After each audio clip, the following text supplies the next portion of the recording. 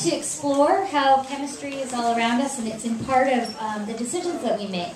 So each group, we have 5 groups, and they're all representing different interests of a chemical company coming into a town called Suja. So each group has 5 minutes, and 5 minutes only, to make their pitch to you. And at the end, we'll do each group, and at the end, we'll have all the groups come up and you can ask them questions. We have a ballot box, so at the end, we want to know whether or not this chemical company should move to Suja. Suja is a small town that its traditional forestry practice is no longer happening, and so they need jobs. And I think that's all we need to do now. So our first group are representatives from the company.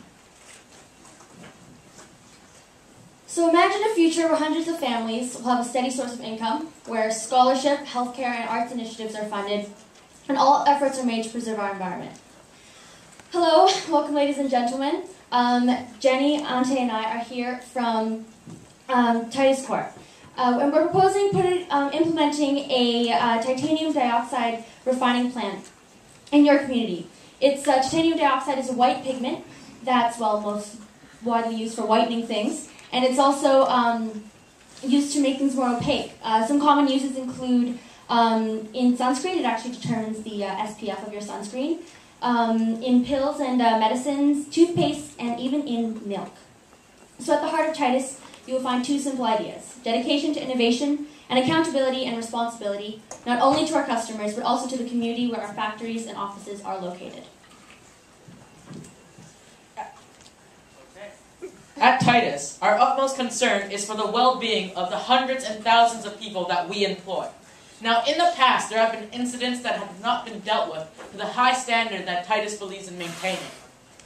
Now, with the recent change in management, Titus has redefined our goals and reprioritized, and our safety goal is 0 workplace injuries. For example, certain studies that have come out on rats have shown that possible health risks come from working with high concentrations of titanium dioxide dust. However, because we believe that you can always make sure that your process is safe, we have redefined our safety procedures, put in good ventilation systems, given our employees proper safety training, and we believe that there are no risks associated. We also make sure that our employees are regularly refreshed on safety procedures, and that we base all our work safety procedures from the latest information from Health Canada and the Canadian Centre for Occupational Health and Safety. Now, of course, we don't just hold ourselves to high standards, we raise that bar, because we believe in dedication to innovation and responsibility. So this is why we're also proud to announce a research facility. So not only are we going to build a titanium dioxide refining plant, we're going to also build a research facility that will help us find out how to make the process of refining such a chemical safer, easier, and more eco-friendly. So, we understand that the community may have concerns about safety, but because we're using the latest information and we believe in protecting our employees, we assure you that there is no danger in working with titanium dioxide. And in fact, Workplace BC recommends using titanium dioxide paints. And I hand this off to Jenny, or Anna. Thank you, Ante.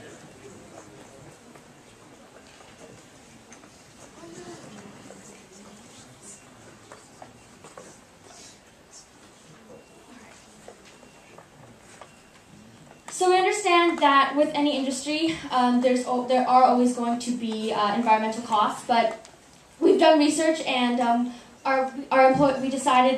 management has decided to invest in a more expensive way of refining the titanium dioxide, but in a way that using the chloride process, which is also more energy efficient and uses less water. We want to also try and offset some of the effects that we may have on the environment, including tree planting initiatives and investing in alternative energy projects. And with the chloride process, another one of the benefits is that there will be less waste. We believe in not disposing this into the ocean, being aware of the negative effects that it could have on the wildlife, and instead we would like to dispose of the waste in inland landfills. Okay, so we will make sure that the community we will be building in will benefit from this plant. So first of all, the building and operation of this plant will provide many job opportunities with regular incomes. This will be a definite increase in the economy, and because this is a $12 billion industry and that North America has one of the highest consumption rates of titanium dioxide, it will definitely be beneficial to the community. Titus promotes leadership and is keen on giving back to the community. We will implement a safe community program that provides grants to local first responders in the operation area to help with equipment, training, public awareness, and volunteer recognition. Also, we want to invest into sustainable energy. We will demonstrate a commitment to the environment and habitats with educational programs, and by providing scholarships and grants, apprenticeships, and work experience, we hope more students will continue their education. And also pension and retirement planning assistance will be offered to anyone of interest. Furthermore, we are aware of the Aboriginals living in this area. We will ensure to provide funding to build sustainable communities, and we will also offer them skills development. So we hope that you believe as we do that Titus will be good for Suja. Thank you for your time.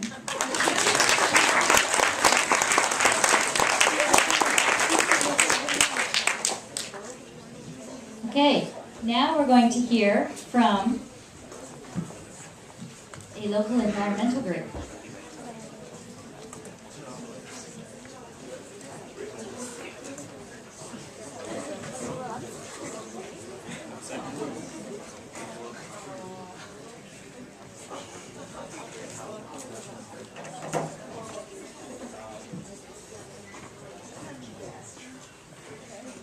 Welcome, ladies and gentlemen. We are WADO, the world's authority of titanium oxide. We will be presenting the negative effects of titanium oxide if it is implemented in BC. Okay, so I think there's one thing that's very important, and a lot of citizens of BC think about when they think about titanium dioxide. Is it safe for our environment? Well, the most common process, the sulfate process, can devastate marine life and our fishing industry, which is a very important and integral part of the BC economy. So that would not only be an environmental hazard, it would also be an economic hazard as well. But Titus has chosen to use the chloride process approach, which is even more toxic than sulfate. And in 2004, at the D-side facility, when there was a titanium tetrachloride spill, the residents of the area were asked to stay in their homes for 5 weeks and were not allowed to go within a 2-kilometer radius of the facility. Also, at that same facility 3 years later, highly concentrated hydrochloric acid was leaked out into the marshlands around, probably killing more than half of the area's marine residents. So now looking at everything from 2 different points of view, there's the economic impact and the environmental impact. It's true that titanium dioxide, also called titania, has given us a very big impact on the economic impact of this industry. But then imagine all the money we have to spend to restore the environment just in case some sort of disaster or the worst case scenario happens. Now let's look at the environmental impact. Coastal production plants using sulfate process dump large amounts of sulfuric acid into the sea and connecting waterways. Although seawater neutralizes acidic waste, sulfuric acid will cause a drop of pH value in the water. This causes a diminish in oxygen content in marine life, causing a dissemination of marine life. And through this, there's also health problems, such as titanium dioxide is very small, so it can easily be inhaled. Lots of experiments, such as testing on rats, have shown that an increase of lung cancer can occur, and also such results happen the same as in many workers who work in companies that handle titanium dioxide. And many companies assure us that nothing will happen, and they'll look at all the safety processes, but how much of that is actually true? These are histories of titanium dioxide companies in the past. T-Tox, which is based in UK, was fined 382.5 thousand pounds of money for leaking chemicals into the environment. That amount of money is roughly around 603,000 Canadian dollars. And that's only in 1998. The following year, they were fined for roughly around the same amount of money.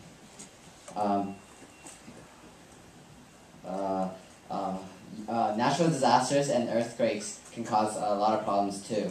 The Japanese company Sankai, which took its damage from the Fukushima earthquake a few years ago, was forced to stop its production of titanium dioxide because it had to check over everything and repair everything that was broken. All these happened to other companies in the past, so why wouldn't it happen to Titus too? The cost and effort required to fix these environmental problems is definitely not worth it. Thank you, colleagues, for your insightful words. So, after all, titanium oxide is not worth it. We are called beautiful British Columbia for a reason. Let's keep it that way. We all need to work together to contribute and positively influence the future for your young ones and your young ones to come. So, thank you, and let us work together. Thank you.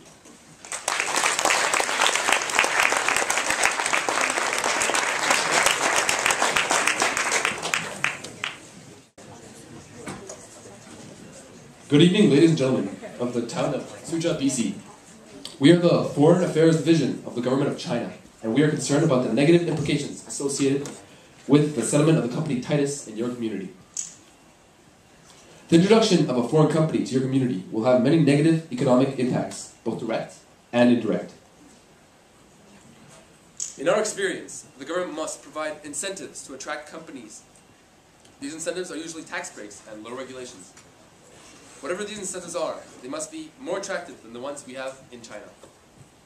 So, the company Titus has mentioned that with the construction of its two facilities, the refining plant and the research facility, that it would create jobs. However, these jobs are not permanent, obviously, but while they are ongoing, they are actually detracting from the workforce that is going toward local businesses. This means that local businesses may have to close down, and if they do, that would ruin the local economy. With a stunted economy, the community is even more vulnerable should the company go bankrupt. If the majority of your workforce is dependent on the company, consider the consequences if it fails and leaves you worse off than you were before. We also believe that while Titus has promised to give back to the community, they will do you more harm than good. Previous employees have filed lawsuits against the company for unsafe working conditions, including prolonged exposure to dangerous toxic fumes. And we don't think that working conditions in the proposed factory will be any better. Titus has been known to devastate communities with its pollution and introduce disease to their populations. They have had many environmental lawsuits filed against them as well, and they have already destroyed a lake and forest environment in Europe, not unlike the one we have in Suzhou. Titus will not benefit your community. They will give you dangerous jobs that will expose you to toxic fumes, devastate your town's environment, and make you dependent on their company's success. Titanium dioxide, also known as titania, is commonly used as a white pigment. It is used in a variety of products, including paint, sunscreen, and toothpaste. There are two methods of producing titania. One involves chlorine gas, the other involves sulfuric acid. As you might expect, neither of these are things you want escaping into bodies of water or nearby cities. Inhaling chlorine gas is described as undergoing pure pain, and it will dissolve into water to produce hydrochloric acid and hypochloric acid, both of which can be quite destructive. Consider, for instance, the unfortunate damage caused by this very company to Central European lakes and forests. Such pollution is especially devastating in British Columbian areas, many of which contain or are connected to diverse aquatic ecosystems. However, there are many areas in China that would be much more geographically suited for such a factory. The eastern Gobi Desert area would be ideal for this, perhaps close to Lanzhou. This would serve to minimize distance from the factories to trade-heavy areas while simultaneously being arid, reducing the potential impact of chemical spills. Additionally, a significant portion of global manufacturing is done in China. It would be far more efficient to put a factory where most of the titanium dioxide would actually be manufactured, as this would reduce shipping and its associated environmental impacts. So, if the company shouldn't go in BC, then where should it go? We believe that China is the best option for this company. As you have already heard, China has a drier environment, so that if a spillage or leakage did occur, then the environmental impacts from that would be much less. Also, many other manufacturing companies that would use titanium dioxide are already located in China, so the pollution from shipping to those factories would be greatly reduced. Finally, building a production plant such as the one needed for Titus can take many years and lots of resources. However, China would likely already have a factory that could be simply upgraded in a much shorter amount of time. So, as stated earlier, this company has a high probability of being environmentally harmful to your town and its resources. Not only that, but by having a massive company, it will also impair the ability for smaller businesses to flourish. Having Titus in your town will raise prices for supplied goods as well as hotels and real estate. This may sound appealing at first since it may bring people in more money, but over a certain amount of time, the rise in prices will drive smaller companies to be unable to compete and have to relocate elsewhere. By bringing Titus into your town, you are putting your entire town future on this one company. If they were to ever go under, your whole town would go with them. Are you willing to take that chance? The alternative solution is to focus on jobs that highlight your natural resources, such as sustainable logging or ecotourism. This will attract people as well as economic success without relying on one sole company. Suja's natural beauty can be used to your advantage. Don't squander it by planting a factory on top of it.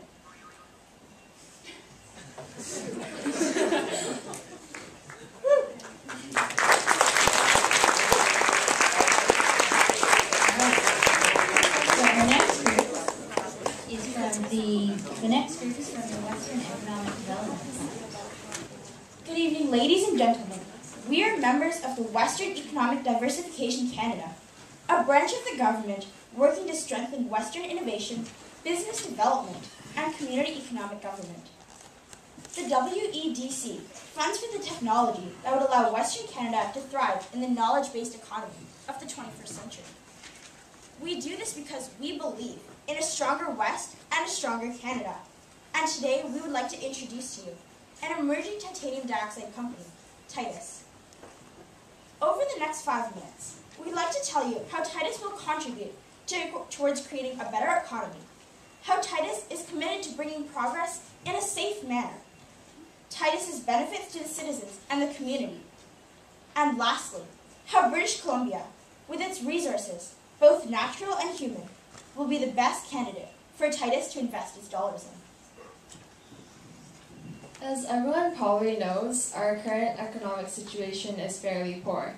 The sovereign debt crisis in Ireland, Greece, and Portugal is spreading to larger European economies such as Italy and Spain, and the United States is undergoing a severe risk of recession. We are not at such a risk yet, but we are vulnerable to this quickly growing economic crisis. We believe that if we accept Titus's proposal to build a factory in British Columbia, there will be an improvement. Titanium dioxide is a major global industry, although the name is not widely known. It was worth $12 billion. Also, by opening a factory, many jobs will be created, creating a decrease in the unemployment rate.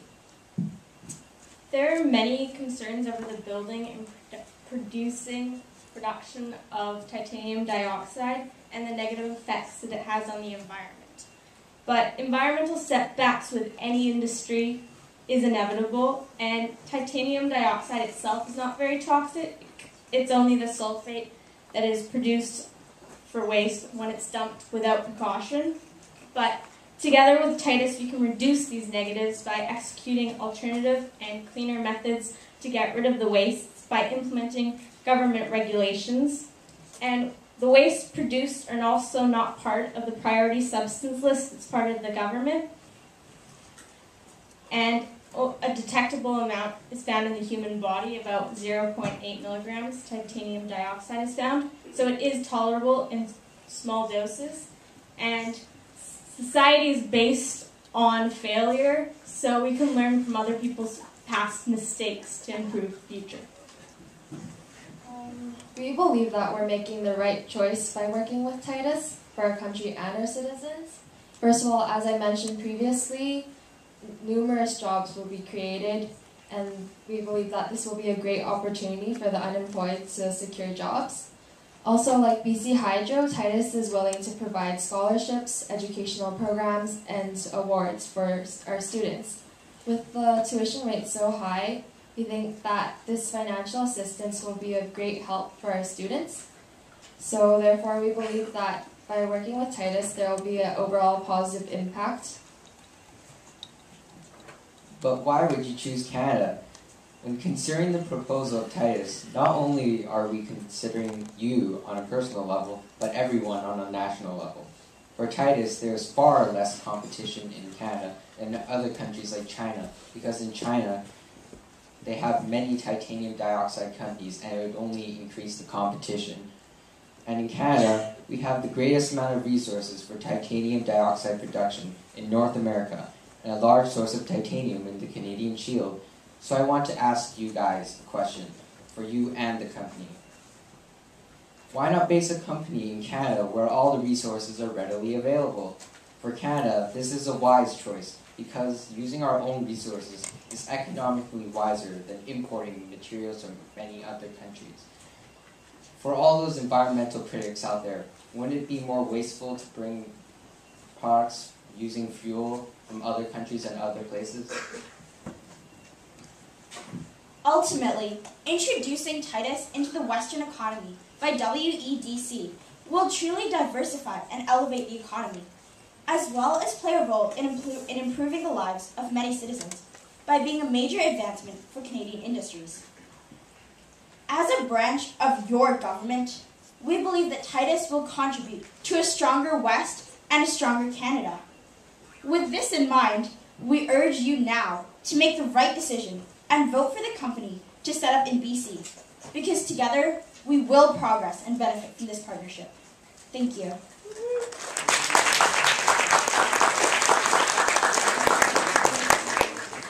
And so our last group has a presentation for you. They are people who live in Suja.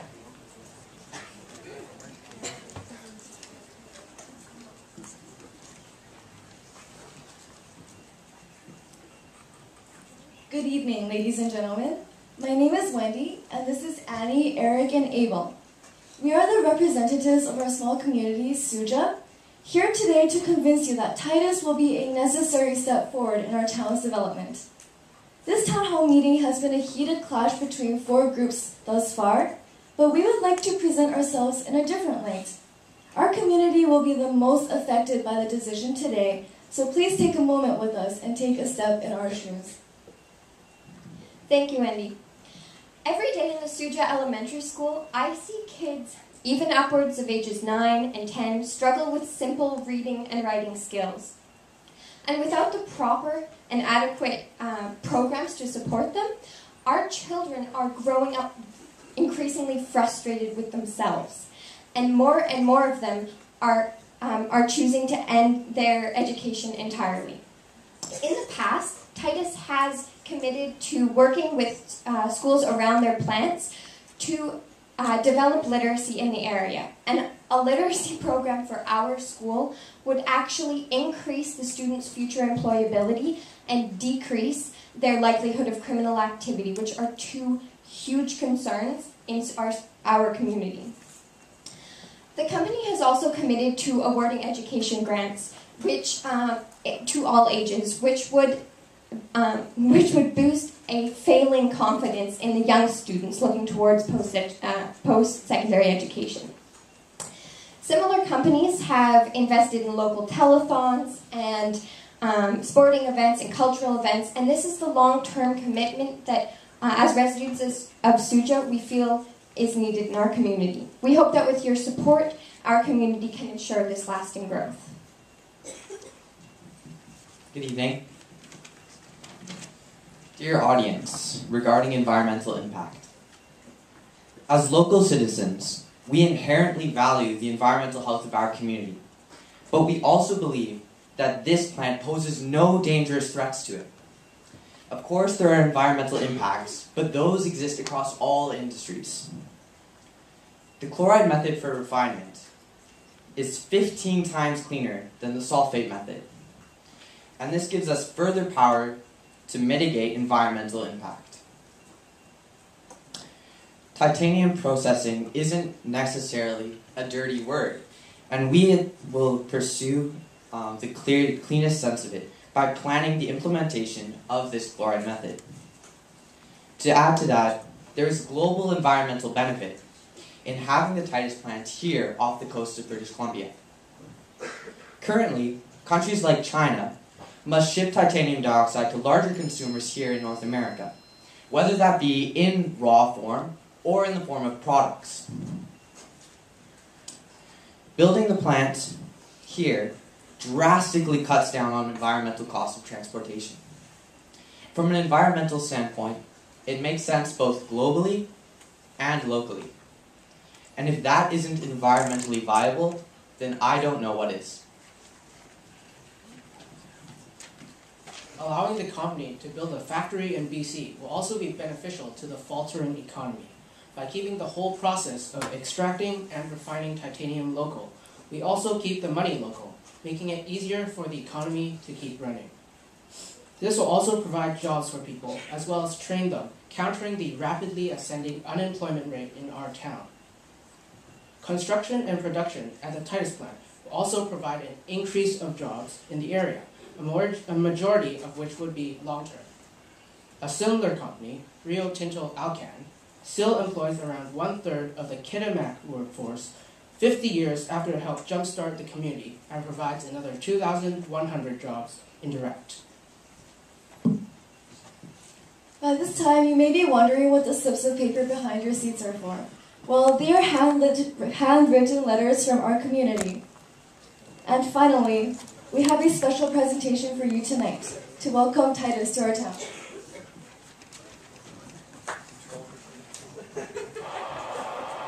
I just don't want to have to leave this place. I just want to be able to put dinner on the table. I just want a job.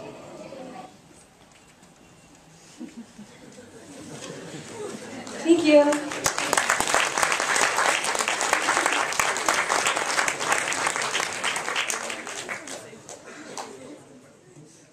So thank you.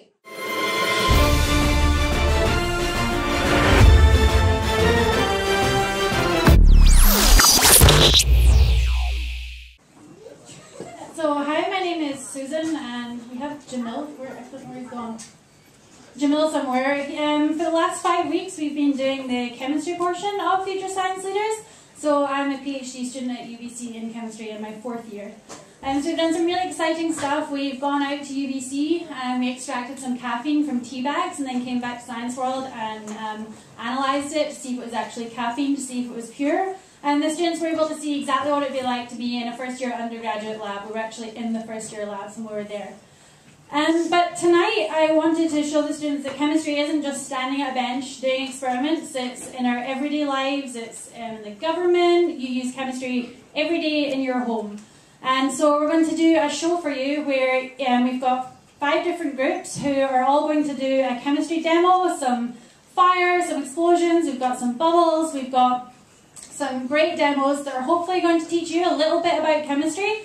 They came up with these demos all by themselves, we didn't help them at all with that. And so all that's left for me to say is, oh man, see, chemistry doesn't always work. There's your first lesson. Here. Okay. I'm going to try and welcome you with this. See, this isn't chemistry, this is engineering. Oh, here we go. Okay, this is normally not quite such a violent spray. Normally there's more of a kind of mist. There we go. Welcome to FSL. And if you'd like to put your hands together for the FSL chemistry show.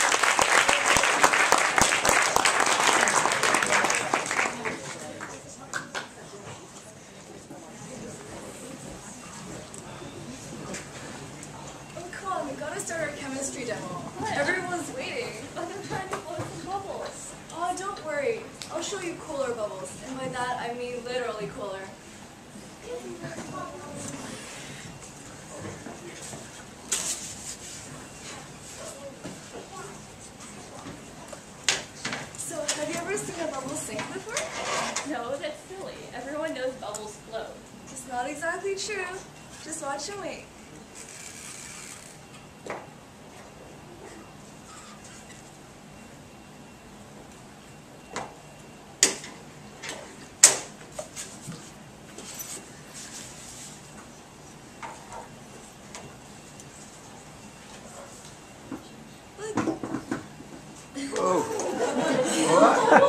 How does that work? Well, basically, when you put the dry ice into the warm water, the solid carbon dioxide sublimes and creates carbon dioxide gas. And when you dip the end of the tube into the bubble solution, it forms bubbles with carbon dioxide in it. And that's how it works. Okay, I get it. So it falls because the CO2 is more dense than the oxygen, so it's heavier than air and falls to the ground. Exactly. So does anyone want to come up and pop some of the bubbles? Anyone else? Yep.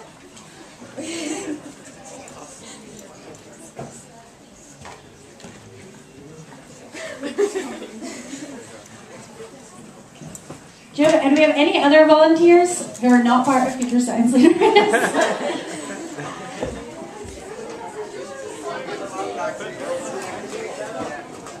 Oh, you've got someone? Okay, come on up. Sorry, I can't see because of the light. I need to shine.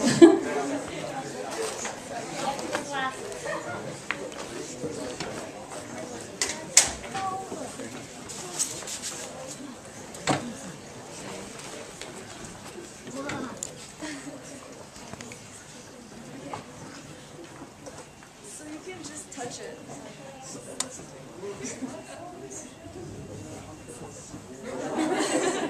Beautiful!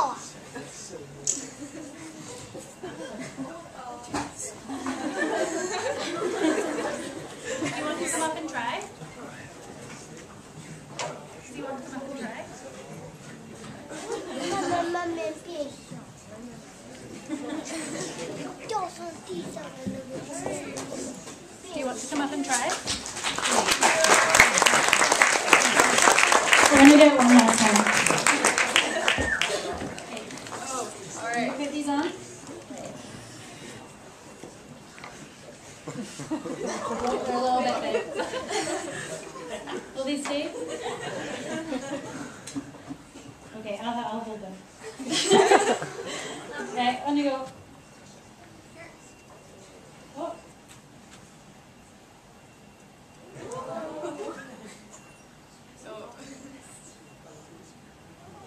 There we go.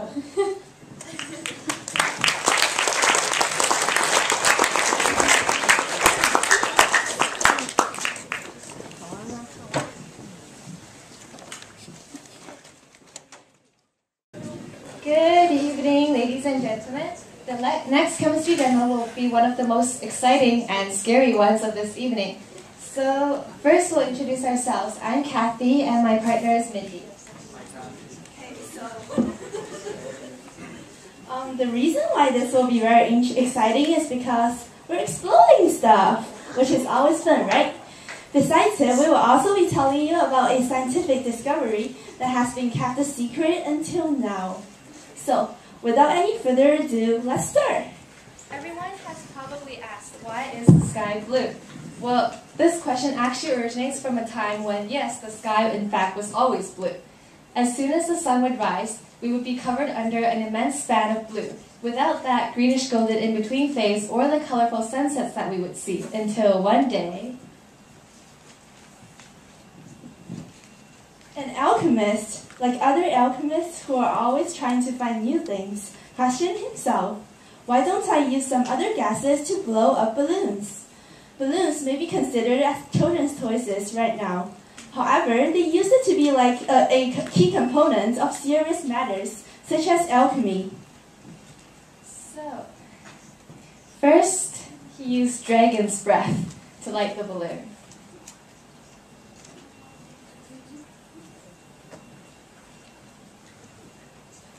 And when he lit it, there was a great explosion of crimson flame. And he thought, that was interesting. So he tried some other gases, like one infused with mermaid's laughter. Do any of you like mermaids?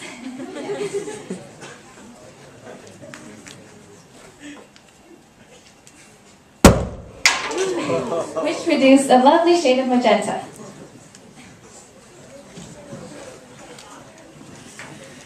So followed by was the phoenix feather extract.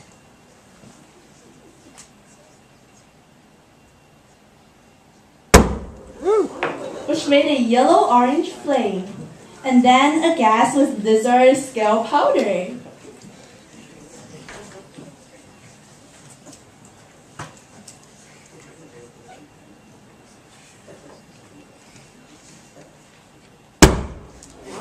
And then it comes out an airy green glow. We don't know what the alchemist did after that, but the important thing is that all those colorful gases floated up to the sky, tinted it, and it became the sunsets we see every day. Okay, so before we finish off the demo, we're going to explain some of the real science behind it. What we did was we put different metals, which were lithium, potassium, sodium, and copper, into those 4 balloons. And when we lit it up, they reacted differently and produced different colors. But who knows, maybe an alchemist in a parallel universe is discovering the same secrets about balloons right now.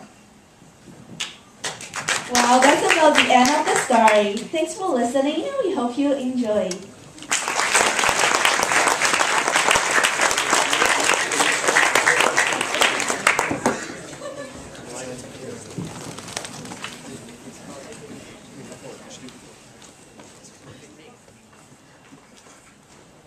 Alright, so I was reading around, and it turns out hydrogen peroxide, it, little known fact, it decomposes into water and oxygen. So you know oxygen is a gas, so if I uncork this thing, do you guys expect oxygen to come out of it?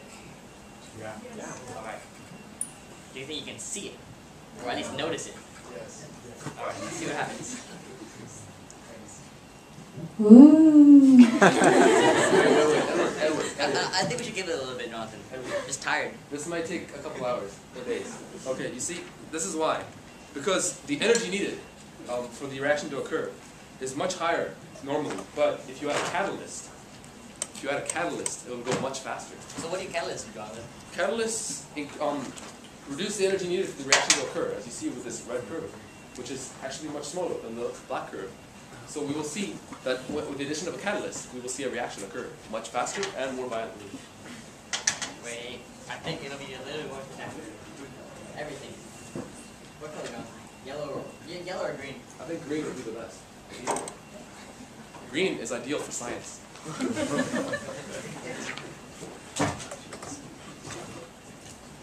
So that's the catalyst then, I'm assuming? Yes, this is hydrogen peroxide. No, it's not. It's potassium iodide. Yes, it is. So now observe, as the potassium iodide acts as a catalyst. I don't want to ruin my pants, so I'm not standing close to that thing. Yes.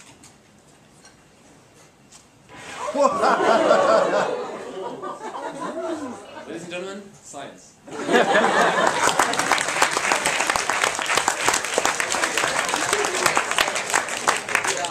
Generally, what you see coming up is the gas from this hydrogen peroxide and then of H2O2. So that's all oxygen gas, and basically what the detergent is for, it's used to trap the air bubbles, so it looks like that.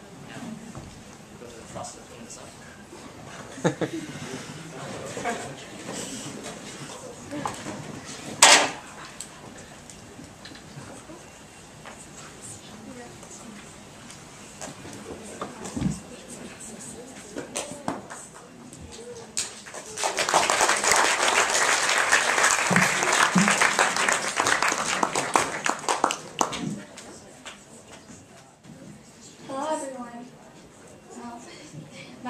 Dorothy.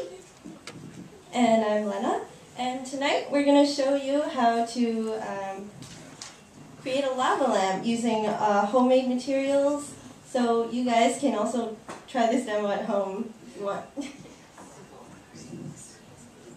So here we have a bottle with 1/4 of water and the rest with oil. And why do you guys think the oil is not mixing with the water? Anybody make a guess? Because oil is lighter than water. Yeah. All right. So this has to do with density. Oh. Yes. I think the reason is different. I think that you trained the oil. Maybe. Well, the actual reason is it has to do with density. So, yes, density is has to do with how much matter is in a certain amount of space. And oil has a smaller density than water, which makes it float to the top. So now we're going to add a few drops of food coloring and see what happens.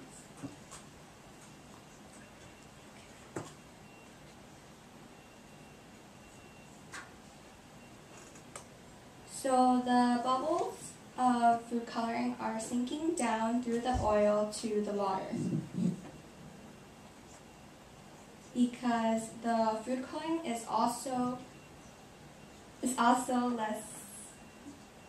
It's also denser than oil. So you can see a few of them mixing at the bottom right here with the water, but they won't pop in the oil. So next, we're going to use Alka-Seltzer to create a reaction. So does anybody have a guess as to what will happen when we put in the Alka-Seltzer? I can't really see the hands in the back. Yeah. Bubbles? Okay. Is this? Yeah. All right. So.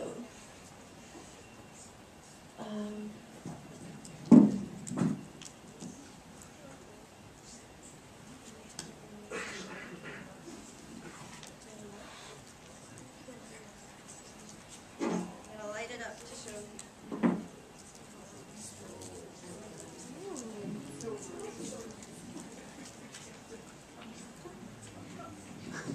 So here we have our version of a lava lamp.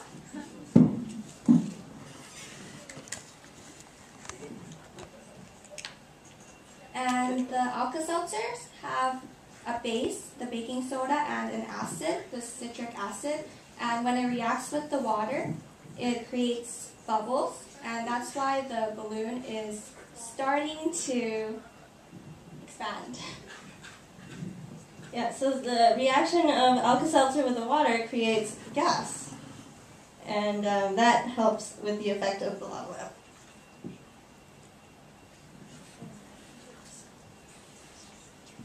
Okay, so now we're going to have a quick competition, and we need 4 volunteers. Anybody want to make their own lava lamp? All right, you in the back over there. Over there, there's 2 people. And one in the back there.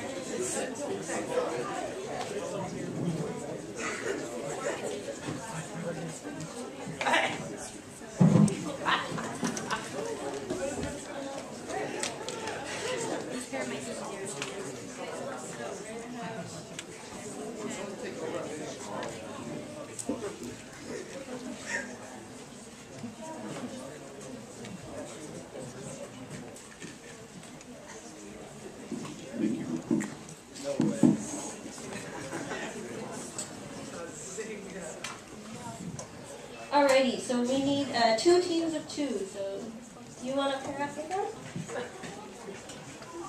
Alright, so for this competition, when we say go, you guys are going to put in some Alka-Seltzer and the balloon over top.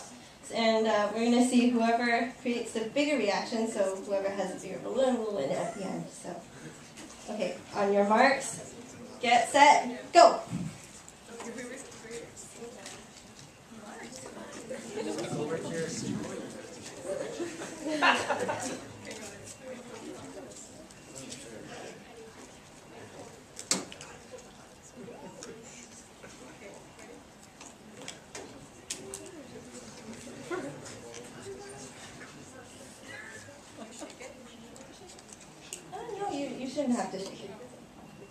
There you go.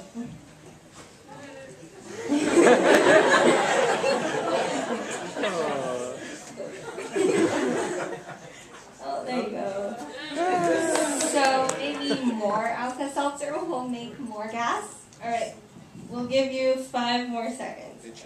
5, 4, 3, 2, 1.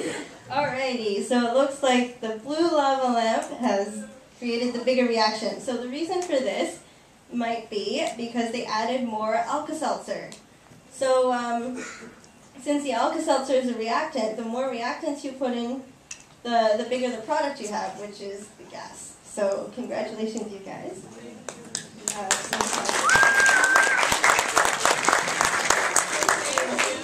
Alright. Thanks everyone, hope you enjoyed.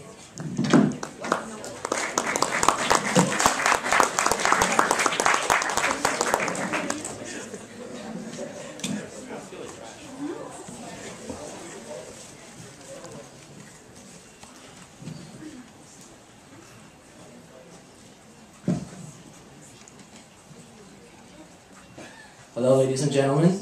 My name is Louis, and today we brought you a chemistry demo, which is called Gun Cotton, and some of you may have seen it before. So, since it's really amazing, why don't we just watch it again if you haven't watched it before? So. And of course, there are interesting stories behind every chemical reaction. For this one, around 150 years ago, there was a German Swiss scientist who spilled a bottle of concentrated nitric acid on the table, and he wiped it out very quickly with his lab coat. But everything went really well until he put his lab coat right beside a stove door and waited for it to dry. So what happened was when he came back, his lab coat was gone. Well, like a master thief stole it. So now I'm just gonna leave it right here and let you guys think about why that happened, and I'm gonna hand it over to Sandy, who's gonna show you guys how exactly his lab coat got stolen. Of course, like chemistry.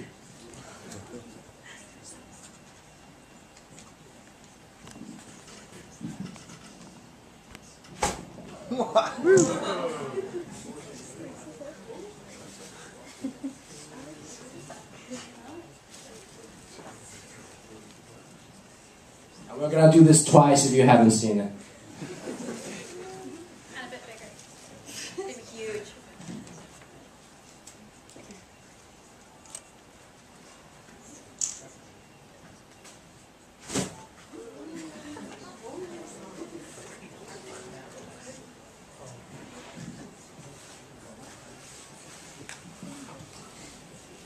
And that was gun cotton. Gun cotton is commonly known, at least among the scientific community, as nitrocellulose. This nitrocellulose is created when you take nitric acid and sulfuric acid and you allow it to dry on fibrous material, from paper to wool. It was originally made in 1846 and was one of the first substitutes for gunpowder. This was used somewhat in the First World War, although because it was so sensitive, it didn't work very well. That is gun cotton. Thank you.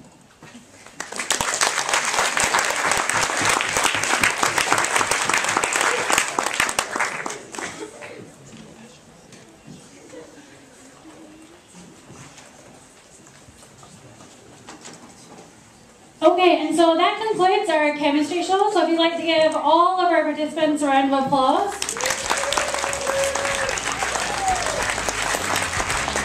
And I just want to thank my department, UBC Chemistry Department, because they donated a lot of the chemicals that you've seen tonight, and they gave us, we normally use them for our outreach programs, but tonight we're able to use them here, so thank you very much.